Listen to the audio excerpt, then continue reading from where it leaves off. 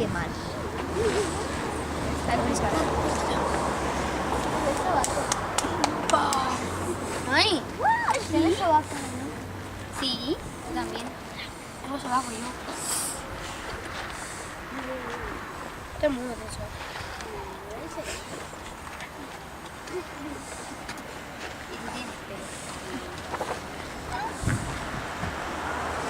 Em dic Issa, faig quart B, tinc 9 anys. Antoni Gaudí va néixer el 25 de juny del 1852. Va anar a Barcelona de juny del 1926. Va ser un arquitecte català que ha estat reconegut internacional com un dels genis més rellevants de la seva disciplina.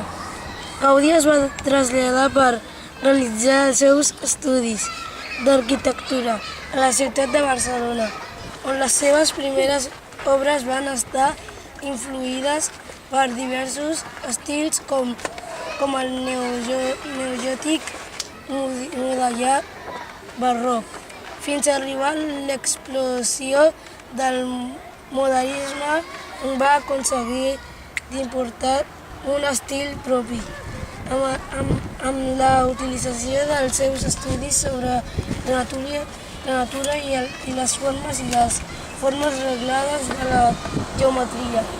La utilització de totes les arts aplicades per la decoració dels seus edificis i la recuperació per l'ornamentació de l'antic mosaic, transformat per Gaudí en trencadís, conreat en una nova tècnica. La seva contribució a l'arquitectura és única i està considerat com un dels màxims exponents del modernisme.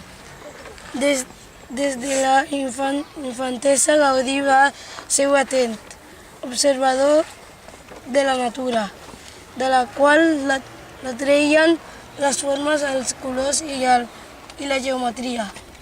Malgrat tenia grans edificis realitzats, dels quals cada vegada es fan més